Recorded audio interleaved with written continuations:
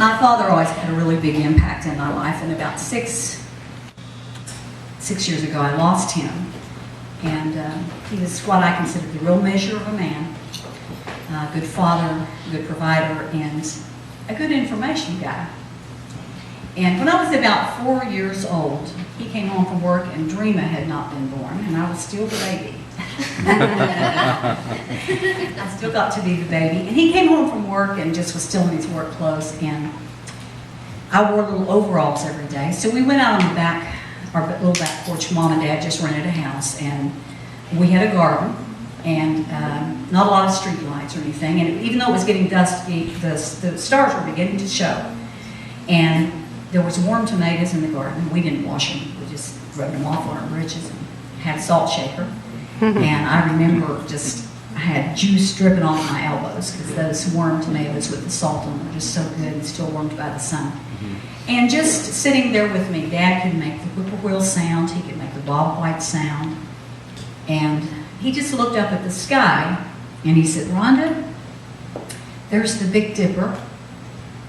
And he shaped it with his hand and he said, "And there's the Little Dipper beside it." And so that's a very strong memory, and it was a shared memory that I have. I have 3 siblings, but that memory was mine with my father.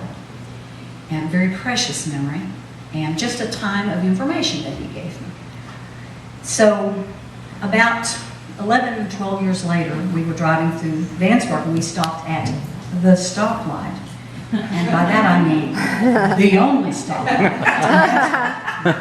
And while we were stopped there, by that time it had become very known by my entire family that I was absolutely all I wanted to do was sing.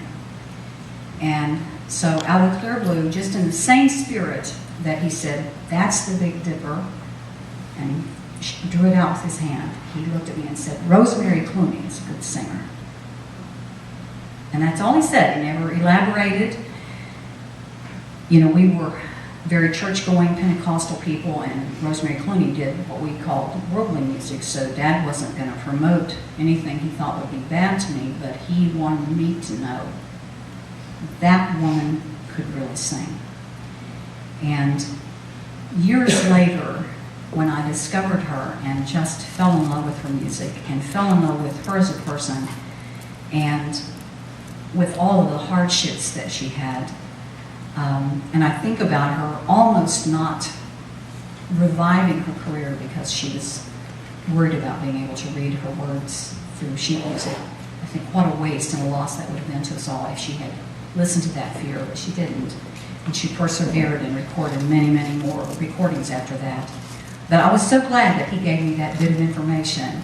And it seemed to me like, when I look back on it, that kind of I think of Rosemary as a little bit of a Big Dipper. You know, a little bit of a music constellation in my life.